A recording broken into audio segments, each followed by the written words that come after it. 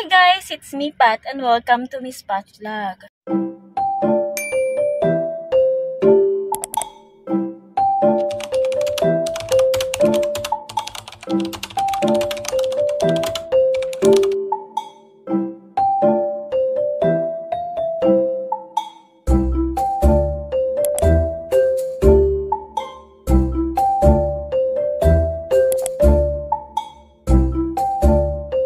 For today's video, tuturuan ko kayo kung paano kayo maaprubahan sa finance namin.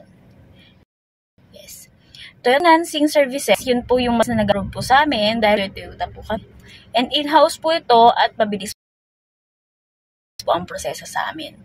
Ngayon po, may mga iba-ibang parameters din po kami sa iba-ibang bangko like affiliated banks po namin na accredited amin sa Toyota Pasig. Ang tuturo ko po sa inyo is depende po kung saan po kayo maaprubahan.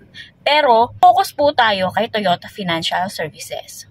Kung kayo po ay self-employed at may business dito sa Pilipinas, Filipino citizen, supposedly kailangan nyo po ng DTI permit na under po sa pangalan nyo.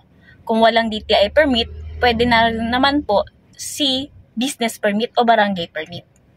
2 valid IDs dapat meron. 3 months bank statement, do kahit walang 3 months bank statement, basta ang business ay okay, i-filled CI po yan ng amin pong Toyota Financial Services. Supposedly, dapat pag na-filled CI po yung ating business, active po ito at kilala sa lugar nyo. Ngayon, kung bago lang yung bangko nyo, okay lang yon.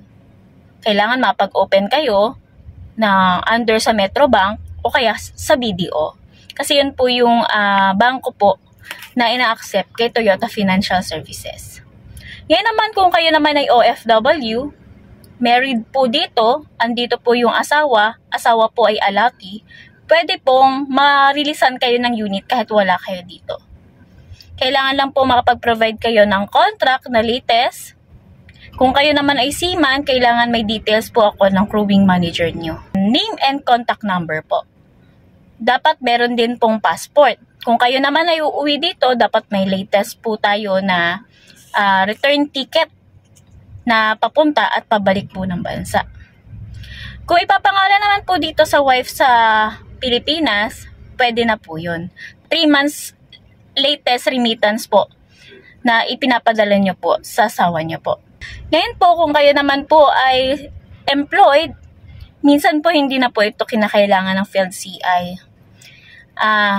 Mahalaga, makontak lang po yung ating employer na makasagot po sila sa email o kaya sa tawag po natin at ma-proof lang natin na kayo po ay tenured diyan po sa ating work. Kung makakasagot naman po kayo agad sana ng tawag, mabilis po itong maaprubahan. Kaya po ang within a day na approval kapag employed po kayo. Kapag business, after field CI, mga 3 days po. Kaya na po yun. Kung sa OFW, minsan naabot po ng 1 week. Depende po kasi kung makakasagot po yung employer po ninyo. Kung kayo naman ay pensioner, at least 3 months latest pension. Kung magkano po yung ipinapadala po sa inyo, kailangan mag-connect, kailangan din po ng co-maker. In case na magpapa-approve po tayo for 15% and 20%. So, tutulungan ko kayo sa pag-process po ng mga account po natin. Kailangan po kayo po ay may sariling bahay.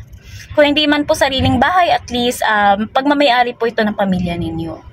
Kailangan po kasi wala na tayong ibang expenses dahil makakabawas lang ito sa credit po natin. Ibig sabihin sa income po natin. Ngayon po, kailangan po na i-declare po ang home address as owned. And dapat po sa home address po na ito, hindi po ito liblib na lugar, looban.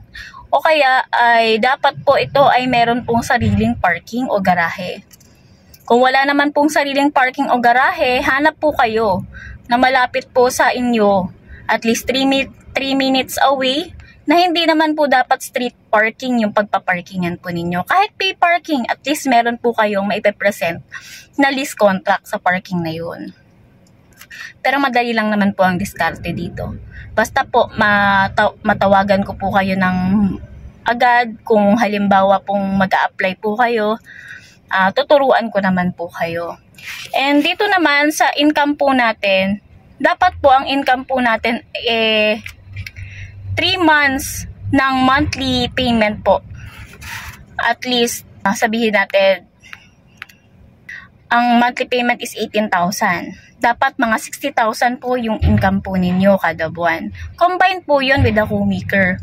Kung wala po kayong co-maker, okay lang. Single signatory pero maaprubahan po kayo kay Toyota Financial ng 21% to 25%. 5%. Pwede na po yun. Ngayon po, dapat po wala po kayong mga existing o pending po na credit cards. About naman sa credit cards, kung may active po kayo na credit card, at least dapat po hindi po kayo nade-delay sa paghuhulog. Dahil makakasira po ng record at credit ninyo kapag kayo po ay may delays o kaya existing na hindi po nabayaran. Regarding naman sa mga court case, pwede po kayong ma-decline just in case meron po kayong kinasuhan at umabot sa korte.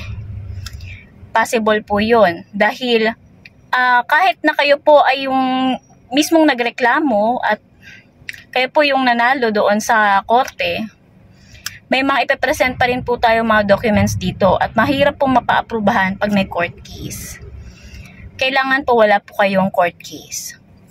Kayo po ni co-maker, kayo po ni principal, parehas po yung nag-a-apply. Dapat ganun po. Okay po?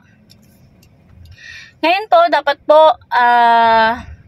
wala ding mga existing na utang sa mga home credit, mga maliliit po na utang. Sa home credit, cash loan, kasyalo, yan dapat wala po. Malinis po dapat ang record natin dyan. Meron din naman po kami napapa-aprubahan sa mga ganun. Pero tumataas po yung down payment po ninyo. 30%, 40% na down payment, mapapa-aprubahan naman po. Minsan 25%, pero meron pong kami kasi tinatawag dito na connected auto loan na kailangan lagyan po ng device yung inyo pong sasakyan or para matrack yung unit nyo. Pero medyo iba po yung rate po nun. Tataas po yung monthly payment po ninyo at tataas po yung down payment. Nasa pag-uusap na po natin kung ano pong klase ang case po ninyo, masasagot ko po yan. I-direct nyo lang po ako ng message, ng tawag. Okay po sa akin yan. Dapat lang din honest sa akin para mas matulungan ko po kayo. Yan lang naman guys. Thank you for watching. See you on my next vlog. Bye!